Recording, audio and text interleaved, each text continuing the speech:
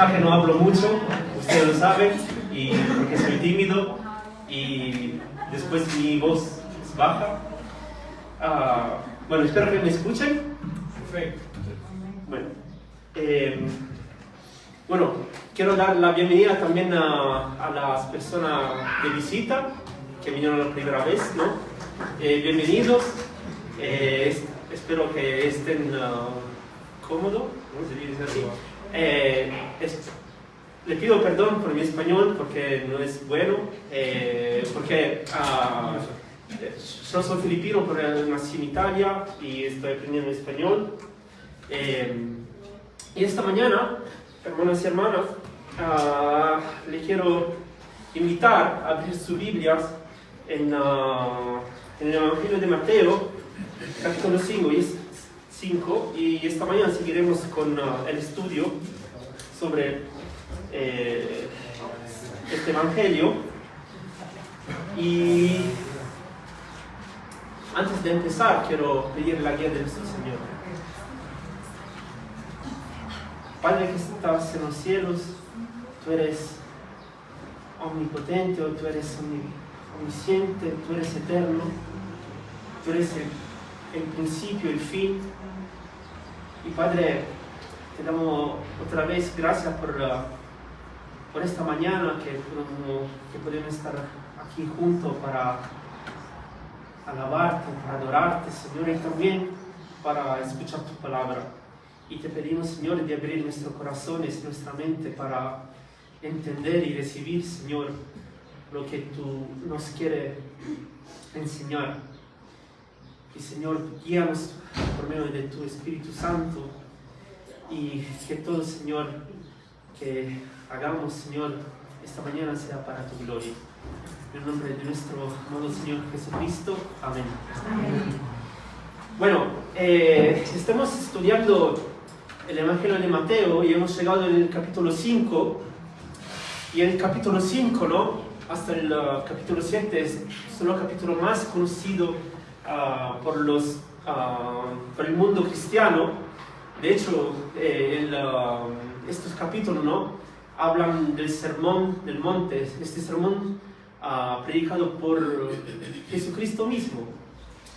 Y en este sermón hemos visto que Jesús habla empezando sobre las bienaventuranzas. Hemos visto que son las bienaventuranzas, ¿no?, para que sirven.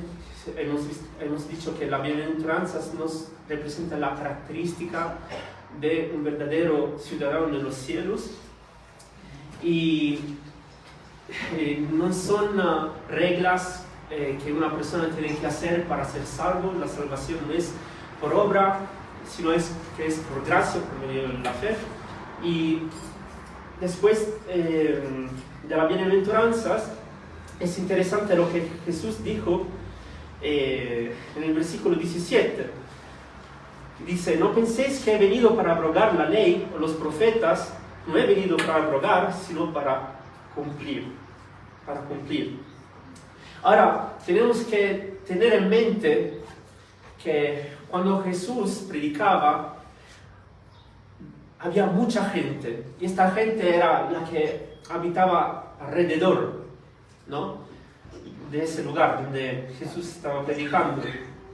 Y entre esta gente no habían solamente personas normales, ¿no?, sino también estaban los judíos, estaban también los maestros,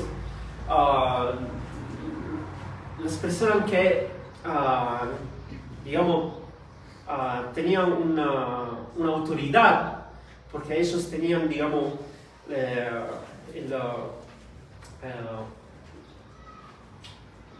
el ministerio, ¿no?, el ministerio, ¿no?, de la palabra de Dios, ¿no? Estos judíos conocían muy bien la ley, pero el problema que Jesús enfrenta aquí es que Jesús no mira a las cosas externas, a las acciones. A Jesús no le importa eso, sino que Jesús mira más profundo. Lo que a Jesús o a Dios importa es lo que está en nuestros corazones. Y de hecho, Jesús, mientras predica, él se confronta con la hipocresía que estos judíos tenían.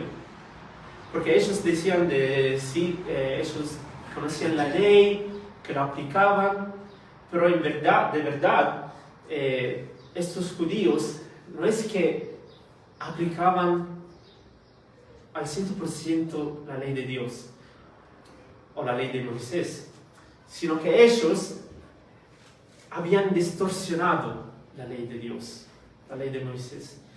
Y si podemos decir, hablando generalmente, nosotros también nosotros cristianos, tendemos quizá a, bueno, Dios me dice esto, pero quizás si me salgo de esta calle derecha y voy un poquito a la izquierda o a la derecha, está bien, pero no. La ley de Dios no se puede cambiar. La ley de Dios es perfecta y de hecho y no se puede ni añadir ni se puede sacar, ¿no? Y Jesús dice en el versículo 18 del capítulo 5, porque de cierto os digo que hasta que pasen el cielo y la tierra, ni una jota ni una tilde pasará de la ley hasta que todo se haya cumplido. Y otra cosa interesante que Jesús dice en el versículo 20 es cuando dice, porque os digo que si vuestra justicia no fuere mayor que la de los escribas y fariseos, no entraréis en el reino de los cielos. Y cuando Jesús aquí habla de la justicia, está hablando de la justicia que está dentro del corazón, ¿no?, del hombre. Y Jesús no está diciendo que nosotros tenemos que ser más, tenemos que ser mejores de los judíos o de los fariseos, ¿no? Sino que,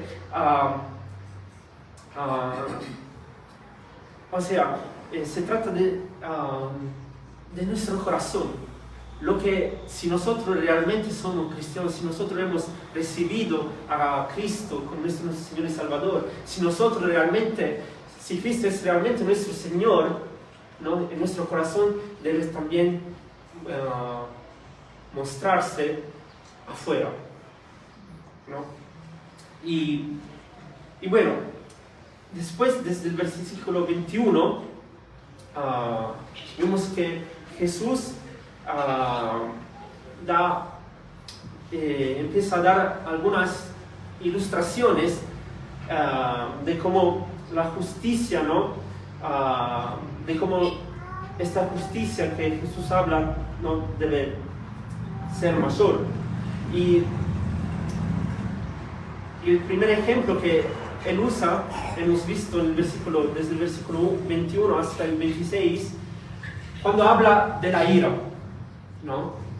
Y cuando prediqué sobre este tema, ¿no?, hemos dicho que la ira, todos nosotros algunas veces nos enojamos, pero debemos estar atentos.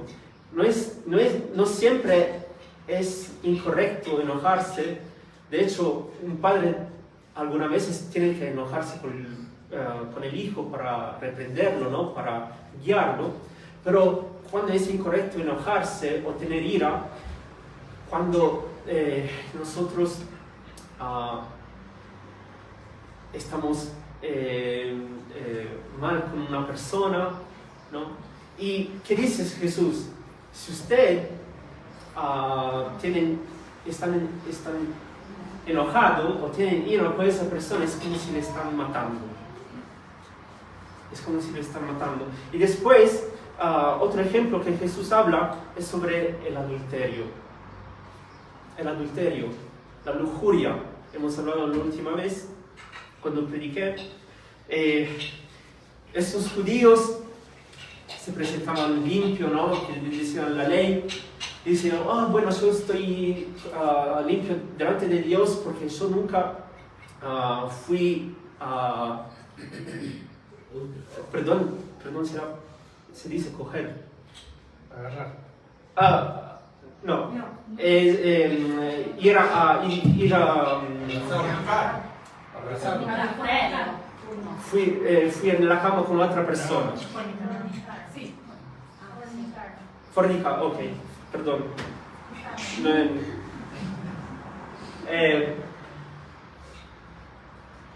Y Jesús, ¿qué dice? Jesús dice que si ustedes nunca han ido en la cama con otra persona, pero si ya pensás esas cosas sobre esa persona, es como si ya han caído en la fornicación. Bueno, y ahora el tercer ejemplo que Jesús habla, y están en los versículos 31 y 32, es sobre el tema del divorcio. Dice Jesús: también fue dicho, cualquiera que repudie a su mujer de la carta de divorcio. Pero yo os digo que el que repudia a su mujer, a no ser por causa de fornicación, hace que ella adultere, y el que se casa con la repudiada comete adulterio. Bueno, esta mañana no voy a hablar, no voy a decir, digamos, cuáles son las consecuencias del divorcio, o cuáles son las consecuencias, ¿no? Sobre la familia, sobre los hijos, o de la estadística de cuántas personas son divorciadas hoy en día, sino esta mañana veremos lo que habla el Señor, la palabra de Dios, sobre este tema, sobre el divorcio. Y yo pienso que este tema del divorcio, ¿no? Hoy en día es normal. Es normal si una pareja se divorcia, ¿no? ¿Cuántas personas conozco que se han divorciado? Y es un tema también feo, ¿no? De hecho, veremos que a Dios no le gusta el divorcio, ni lo ha mandado. Bueno, para hablar del divorcio no podemos poner aparte el tema del matrimonio, porque estas dos cosas para mí van juntas, ¿no? No se puede hablar del divorcio aparte del matrimonio. Y tenemos que entender cuál es la visión de Dios, o el propósito, el objetivo de Dios sobre el matrimonio.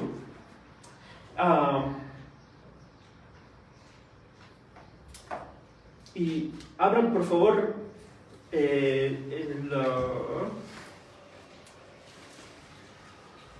Mateo capítulo 19.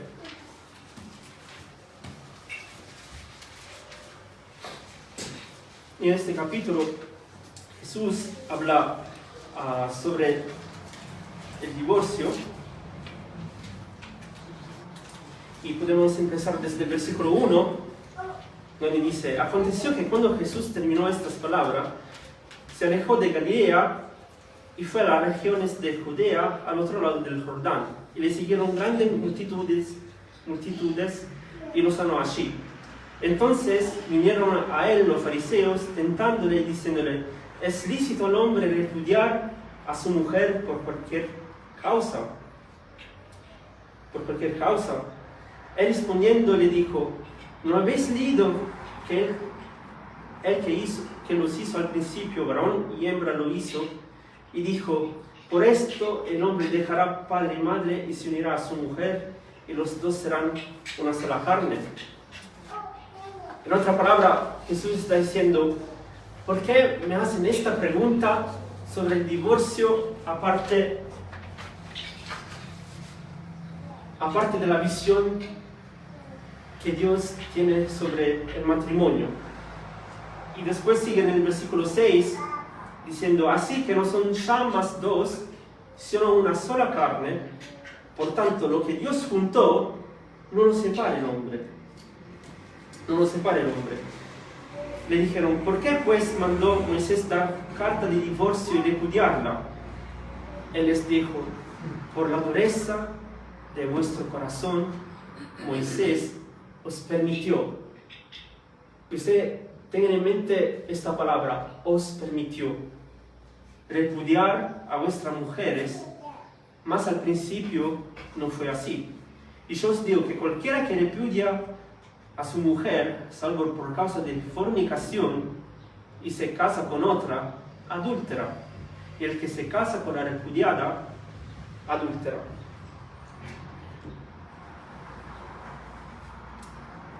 El matrimonio es la sagrada ilustración del plan de Dios para la historia humana. Y esta es una grande declaración o afirmación. De hecho, abran su Biblia en Génesis capítulo 1. Génesis capítulo 1, versículo 27 y 28.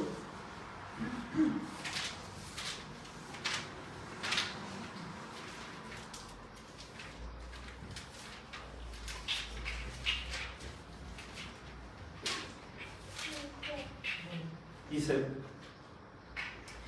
y creó Dios al hombre a su imagen, a imagen de Dios, lo creó, varón y hembra los creó.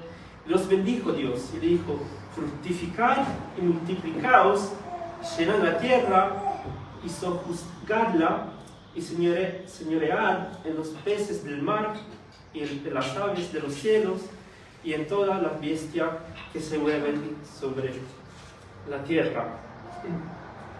Y otro pasaje que quiero leer es el capítulo 2 siempre de Génesis, versículo 24 y 25, que dice: por tanto dejará el hombre a su padre, a su madre, y se unirá a su mujer, y serán una sola carne.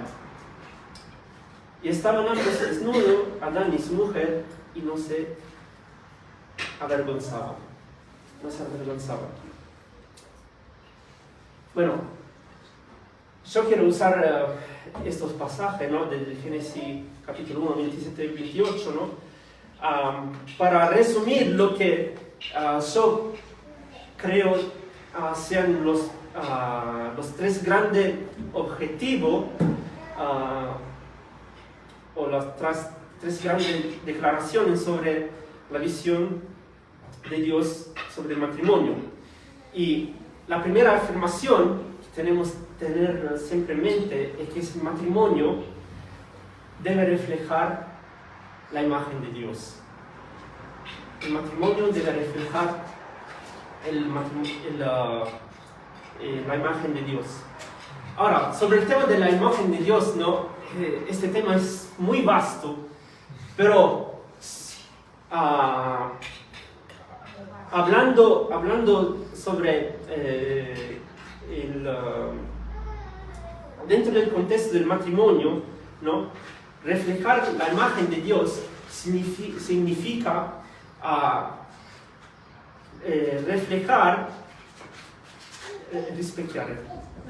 reflejar la unidad de la Trinidad de Dios. O sea, Dios, Padre, Hijo y Espíritu uno. Pero no solamente significa reflejar la Trinidad de Dios, sino también que es también el retrato de la relación de Cristo con su esposa, que es la iglesia, ¿no? El matrimonio es la imagen para el mundo incrédulo de cómo es el increíble plan de salvación de Dios, ¿no? Y Cristo relata a su esposa, ¿no? Y es lo que también Pablo habla en su carta en Efesios capítulo 5, ¿no? Entonces, el matrimonio debe reflejar la imagen de Dios, ¿no? Debe reflejar el matrimonio entre Cristo y su esposa, la iglesia. Debe reflejar, ¿no?, el plan redentor de Dios. Y como Dios es un Dios de amor, ¿no?, de gracia, de perdón, también en el matrimonio debe estar, ¿no?, amor, gracia y perdón. Y otra cosa importante, otra afirmación o declaración sobre el matrimonio es que el matrimonio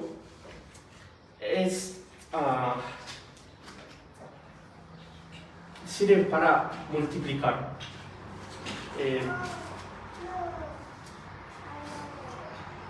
Y Dios dice en Génesis 1:28, fructificad y multiplicaos. Pero ¿qué significa multiplicar? Bueno, es verdad que hoy en día hay muchas parejas, ¿no?, que tienen problema, que no pueden tener hijos, ¿no? Y esta es una realidad. Pero el objetivo principal de una pareja, ¿no?, de un matrimonio, es producir hijos, ¿no? Producir hijos. Como Esteban quiere hacer la tribu de 12. Quiere hacer 12 hijos o más. Estoy bromeando, ¿no? Pero esto es lo que Dios, ¿no?, quiere. ¿Para qué? No para vantarse de tener muchos niños, sino para tener generaciones, ¿no?, hijos de los hijos, ¿no?, que representen y siguen, ¿no?,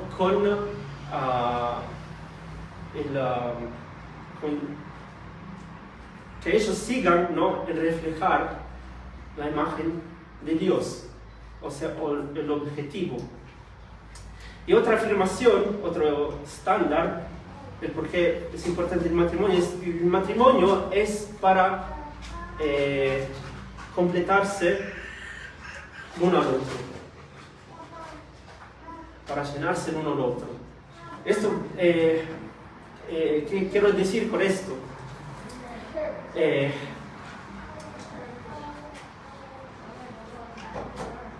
Muchas personas, ¿no?, tienen deseo, están buscando una pareja. ¿Por qué? Y la misma cosa, porque una persona sola, ¿no?, es feo.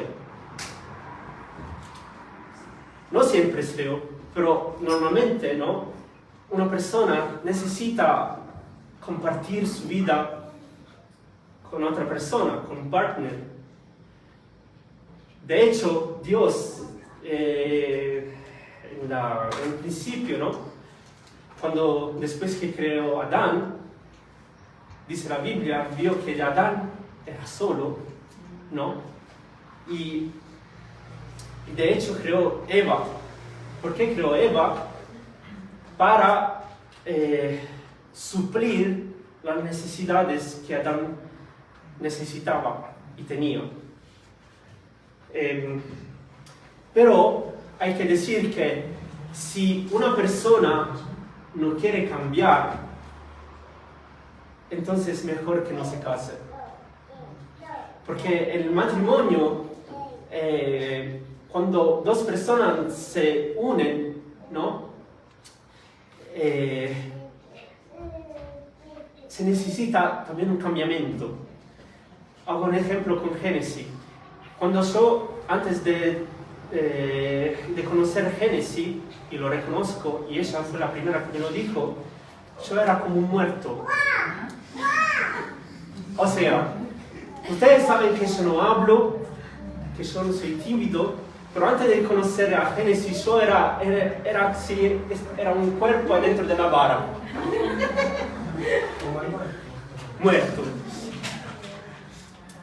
Y es verdad, pero esto un poco cambió y estoy tratando más y más de cambiarlo. Entonces, si no hay un cambiamiento, si una persona, una pareja no quiere cambiar, ¿no? Y quiere dejar, bueno, es mejor que no se case. ¿Por qué? Porque después hay problemas entre los dos, ¿no?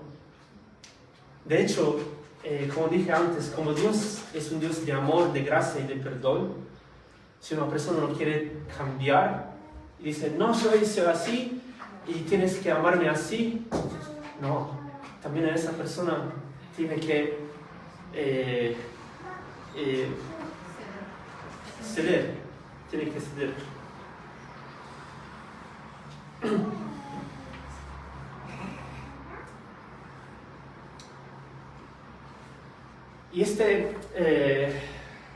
Y debemos tener siempre presente que el matrimonio, ¿no? Esta institución es muy importante, no es algo que tenemos que, no es un tema donde se puede jugar, absolutamente no.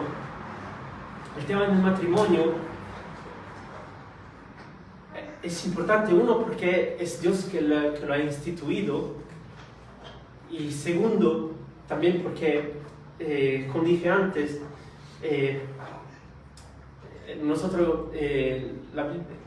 Jesús dijo que las dos personas, ¿no? Cuando se unen, ¿no? Serán una sola carne, y el hombre no tiene que separarlo. Nosotros, en el matrimonio, cuando dos personas se casan, debemos siempre tener en cuenta que estamos representando la visión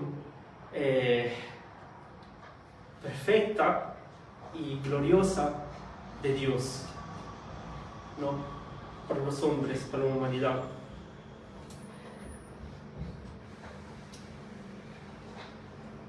Bueno, ahora, habiendo hablado sobre el matrimonio, cuáles son los objetivos principales, debo decir una cosa.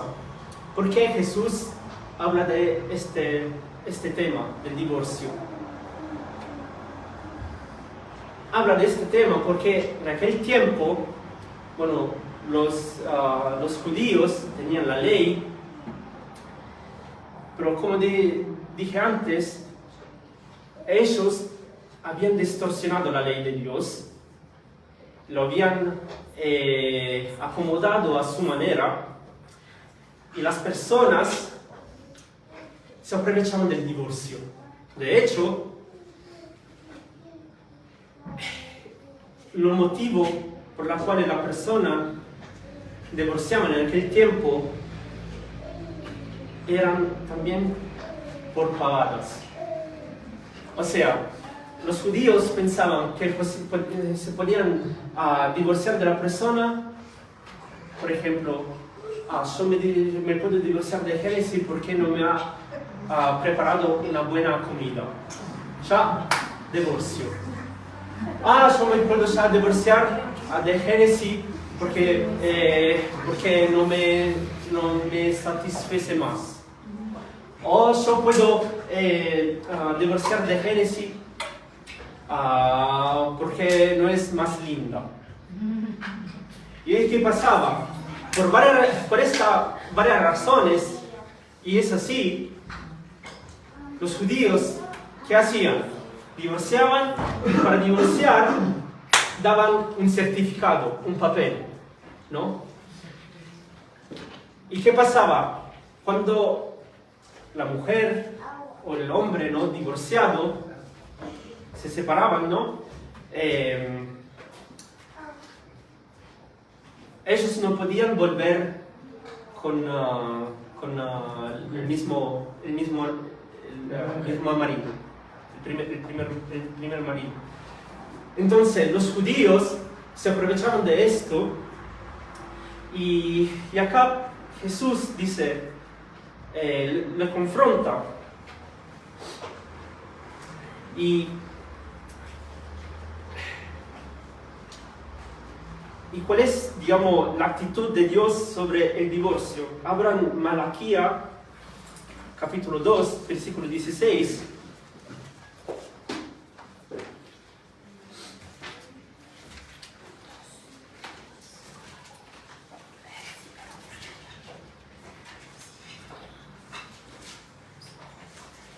Podemos empezar desde el versículo 13. Dice: y esta otra vez haréis cubrir el altar de Jehová de lágrimas, de llanto y de clamor, así que no miraré más a la ofrenda para aceptarla con gusto de vuestra mano, mas diréis, ¿por qué? Porque Jehová ha atestiguado entre ti y la mujer de tu juventud, contra la cual has sido desleal, siendo ella tu compañera y la mujer de tu pacto. No hizo el uno, habiendo en él abundancia de espíritu. ¿Y por qué uno? Porque buscaba una descendencia para Dios. Guardaos pues en vuestro espíritu y no seáis desleales para con la mujer de vuestra juventud. Y ahora el versículo 16, porque Jehová Dios de Israel ha dicho que Él aborrece el repudio.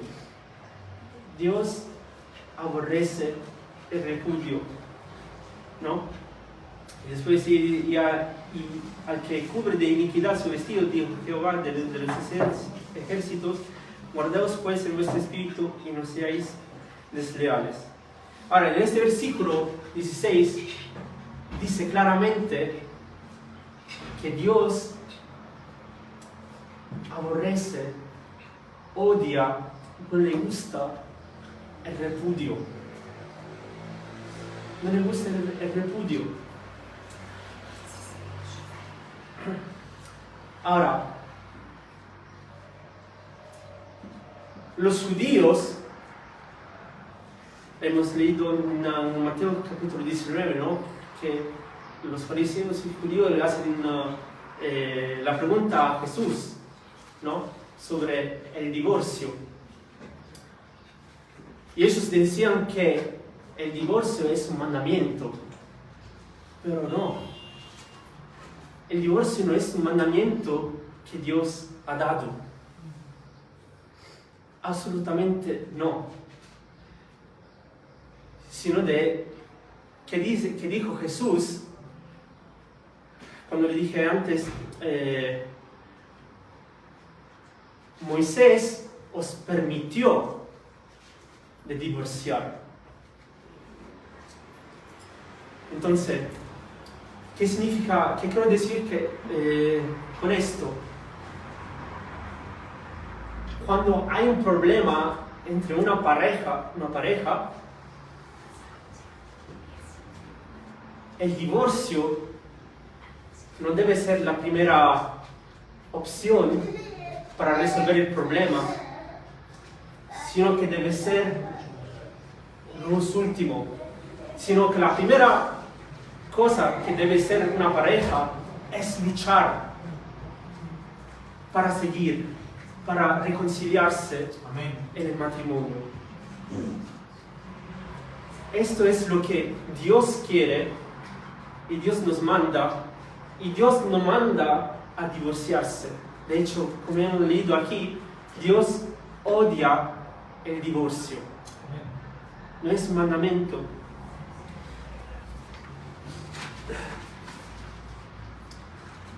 ¿Y por qué Dios permite el divorcio? Dios lo permite, no lo manda. ¿Por qué no lo permite?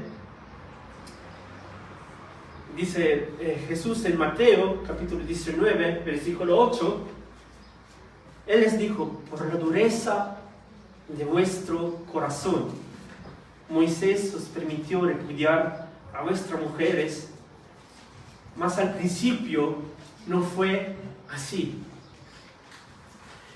El matrimonio, cuando Dios lo instituyó, ¿no? Era perfecto.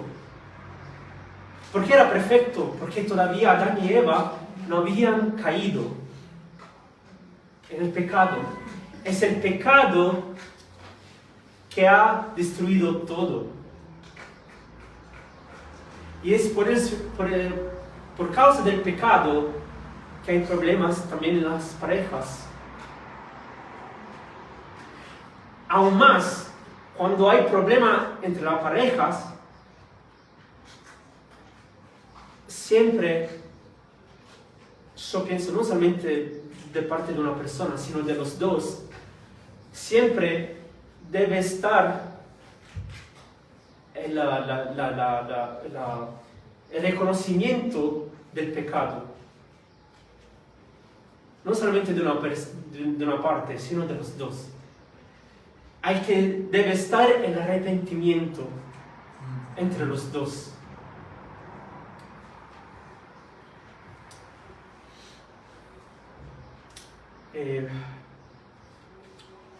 ¿Y por qué Jesús dice que hay dureza de corazón? Por causa del pecado.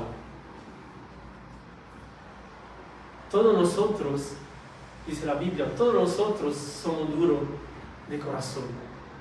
Todos nosotros somos culpables, somos pecadores. No hay ninguno que no es sin pecado.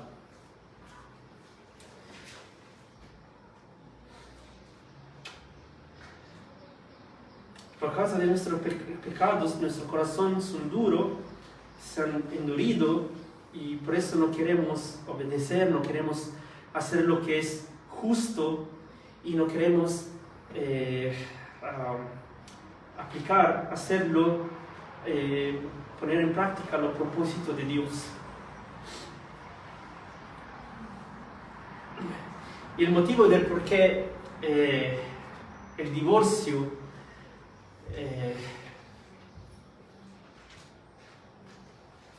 es feo y también el divorcio lleva a consecuencias muy feas, el motivo es porque no es mandado por Dios. No es mandado por Dios, sino que Dios lo permite. Dios lo permite. ¿Por qué? Para hacer entender a nosotros de cuánto fallamos y de cuánto nosotros necesitamos depender de Él al 100%. Y no solamente por esto, es para su gloria.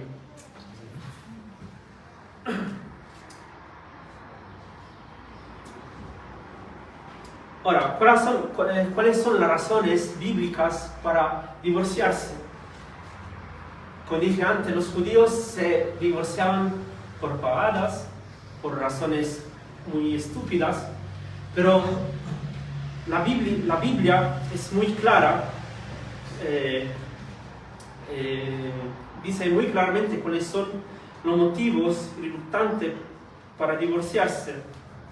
Y el primer motivo lo vemos en Mateo capítulo 5, en el versículo de esta mañana, es el motivo de fornicación. El motivo de fornicación. Y de hecho, Mateo capítulo 5, versículo 32 dice: pero yo os digo que el que repudia a su mujer, a no ser por causa de fornicación. Y es interesante que Jesús habla del divorcio, de este tema del divorcio, cuando antes, en el versículo 27 hasta el versículo 30, ¿no? Habló del adulterio, ¿no? Habló del adulterio. La palabra acá, fornicación, en griego, ¿no? En griego es pornea, y de hecho de esta palabra pornea nace la palabra pornografía, ¿no? Y esta palabra pornea no significa solamente el acto de ir a la cama con una persona, sino indica todas las cosas feas. O sea, pensar a otra persona, sí, tener La lascivia, pienso que puede ser la lascivia, tener siempre, depender, ser adicto, sí, sí, de la pornografía, sí. Y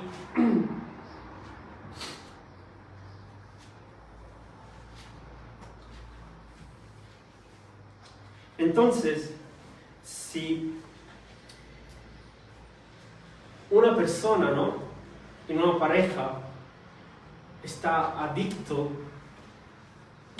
a la pornografía, o cae en una,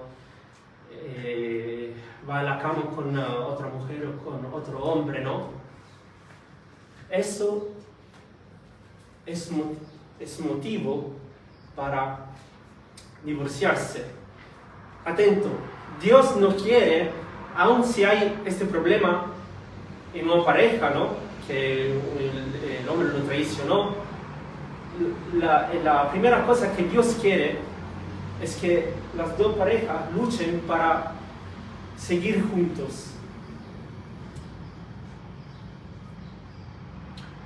Es difícil, pero Dios quiere que este problema, ¿no?, en la pareja se resuelva y que en lo posible puedan seguir juntos. Dios no quiere el divorcio. No es un mandamiento. Y es por eso que nosotros como pastores, cuando aconsejamos, ¿no?, el divorcio es la última opción. El divorcio es la última opción.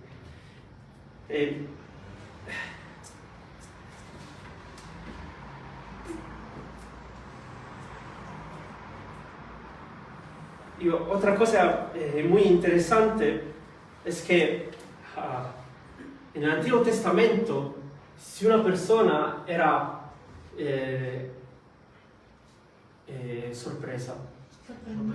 sorprendido en el acto de ir en la cama con otra persona, ¿no?, adulterar, antes, ¿cuál era la pena?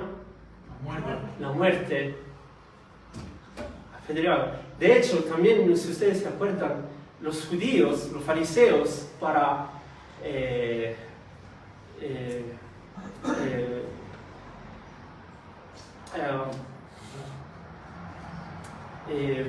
poner en prueba a Jesús, ¿no?, ¿qué hacen? Llaman a una mujer adúltera, ¿no?, que estaban sorprendidas en adulterio. Y la cosa extraña es, porque normalmente en la ley decían que si el hombre que la mujer, los dos debían morir. Pero en ese caso, no sé por qué trajeron solamente la mujer. Pero lo sé que para los hombres y las mujeres perdonar un acto así es muy difícil.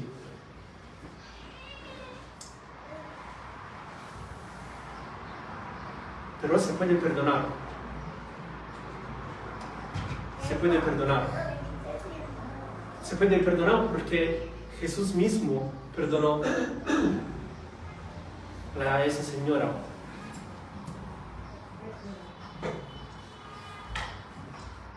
El único pecado que no se puede perdonar es la blasfemia, ¿no?, contra el Espíritu Santo.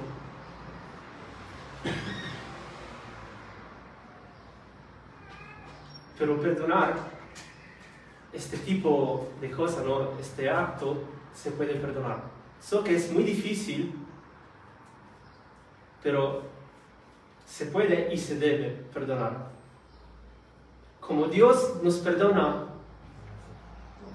todo, también nosotros debemos perdonar.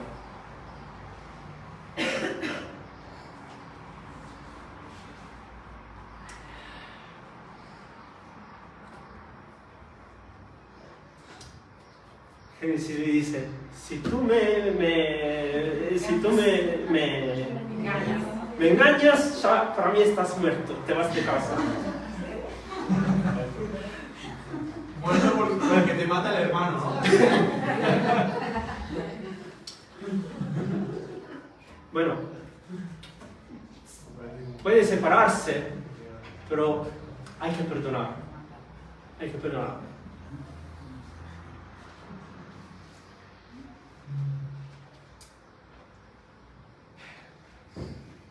Y que sigue diciendo el versículo 32, dice,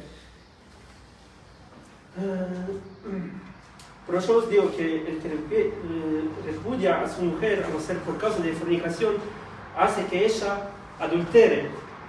El que se casa con la repudiada comete adulterio.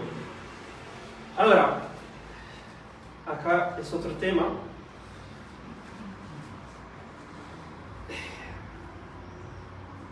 Si una persona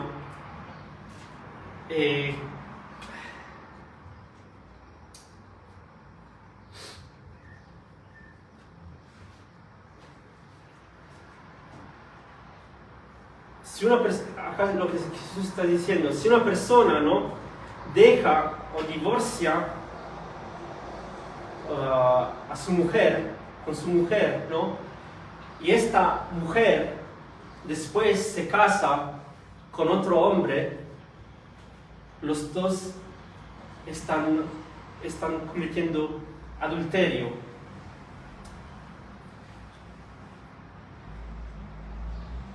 Está cometiendo adulterio,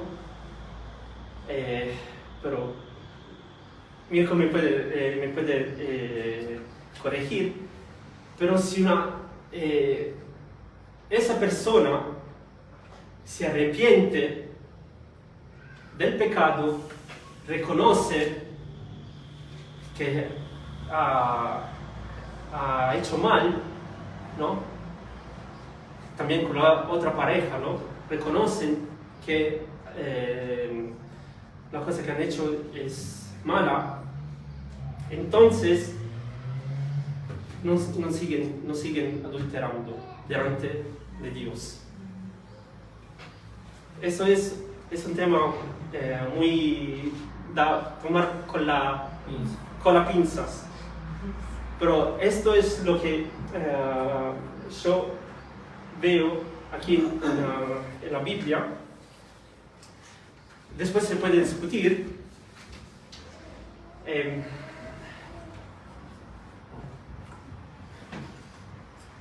Y otro motivo por la cual se puede divorciar es si el hombre a la mujer que no es creyente la repudia. Abran por favor 1 de Corintios capítulo 7.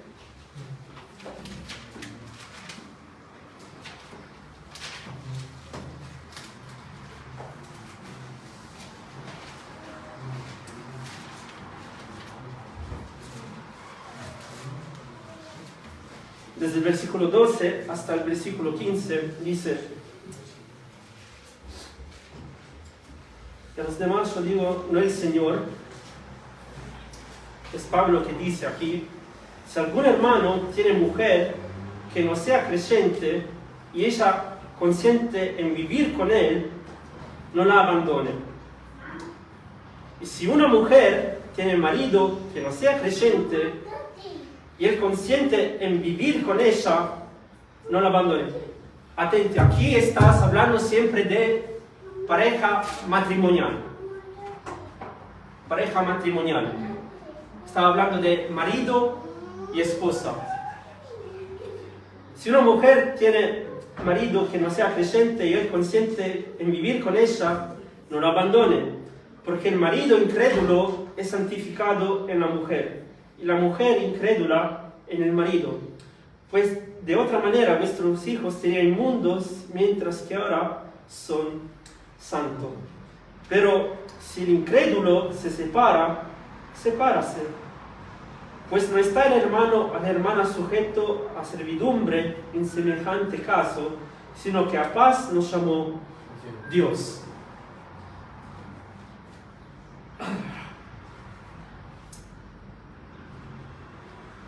Acá lo que Pablo está hablando, ¿no?, es de un matrimonio donde la pareja, uno es creyente y uno no creyente. Pero uno es creyente, o sea, que es creyente después que se han casado. Después que se han casado. Se convierte después que se han casado. Y dice que si, por ejemplo, yo soy creyente y Génesis no es creyente. Si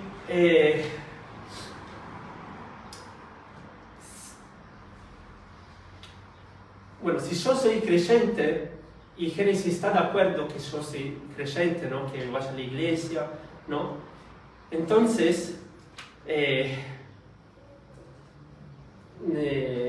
no hay que separarse. Pero si yo soy creyente, si yo no soy creyente y ella es creyente, y yo que no soy creyente no estoy de acuerdo y tengo problema, no quiero ver, si yo quiero separarme de Génesis, ¿no?, entonces Génesis no está más sujeta a mí, sino que es libre y que entonces se puede divorciarse.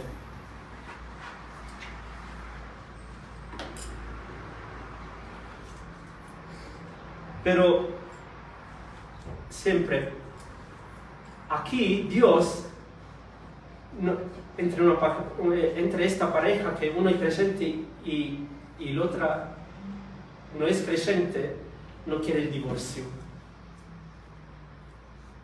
No quiere el divorcio. Sino que, como dijo Pablo, ¿no?, si una mujer tiene marido que no sea creyente y él consiente vivir con ella, no la abandone, porque el marido incrédulo es santificado en la mujer. Y la mujer incrédula en el marido, pues de otra manera vuestros hijos serían inmundos, mientras que ahora son santos. Pero si el incrédulo se separa, sepárese, pues no está el hermano o la hermana sujeto a servidumbre en semejante caso, sino que a paz nos llamó Dios.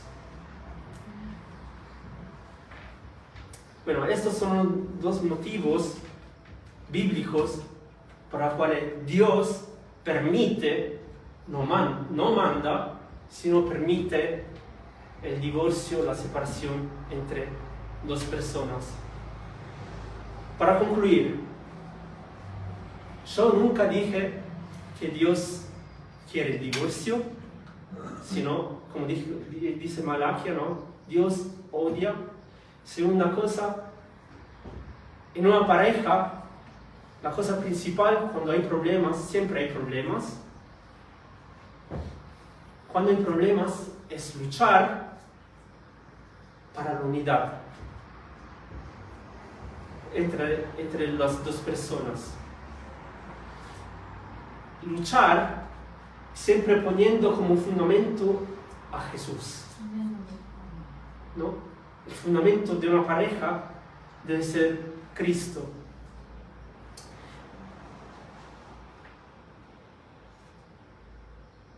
Dios no quiere, la última opción si una persona ha adulterado o si una persona no es creyente y quiere dejar a una persona, a su mujer que es creyente, ¿no?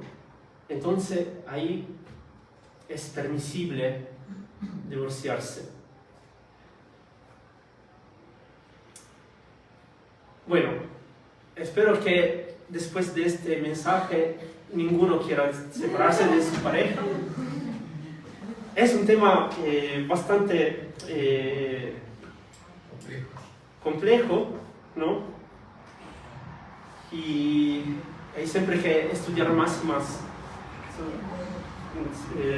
la palabra de Dios. Y acordémonos, ¿no?, que el matrimonio, ¿no?, el matrimonio sirve, nosotros que tenemos pareja, ¿no?, estamos reflejando a Dios, estamos reflejando la relación de Cristo con su esposa, la iglesia. Oramos. Padre, te damos gracias por tu amor. Te damos gracias, Señor, porque